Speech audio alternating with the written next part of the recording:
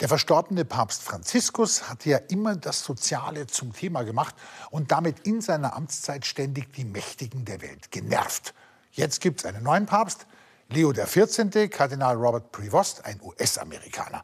Da sind viele überrascht. Ein Amerikaner? Oh, ja, aber nicht dieser Amerikaner. Hihi, lustig, oder? Papstname Immobilius. Donald der Prächtige würde vermutlich den Petersdom sofort in ein Luxusresort für Superreiche umwandeln. Nun, er wird niemals Papst. Das wissen alle. Außer ihm. I'd like to be Pope. That would be my number one choice. Ich wäre gerne Papst. Das wäre meine erste Wahl. Ja, nur ein Witz, schon klar. Aber eben von jemandem, der vielleicht Grönland übernehmen will und den Gazastreifen in ein Strandbad verwandeln will. Also Donald Trump hat es geschafft, jeglichen Witz zu kapern und mit einer Folie aus schrecklichem Ernst zu unterlegen. Kein Wunder, dass nur noch Psychopathen über seine Witze lachen können. Doch von Donald Trumps Witzen ließen sich 1,4 Milliarden Katholiken weltweit die Papstwahl nicht verderben. Konklave.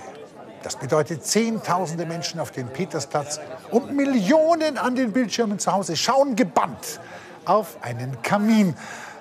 Weil man ja nichts weiß. Die Wahl ist halt unter Ausschluss der Öffentlichkeit. Und was machen wir, wenn wir nichts wissen? Wir reden. Hören wir dazu einen Kommentar aus Korrespondenz. Hallo, ihr fröhlichen Kaminglotzer draußen an den Bildschirmen. Es sind geile Zeiten, um Katholik zu sein, denn hier zeigt sich die mediale Überlegenheit des Katholizismus. Ja, alle Religionen sind toll und viele haben Momente mit schönem Schauwert. Wenn Millionen in Mekka um die Kaaba kreisen, schöne Bilder. Wenn Millionen Hindus im Ganges baden, um dort der Cholera zu trotzen, klasse Sache. Wenn beim evangelischen Kirchentag, naja, das ist auch schön.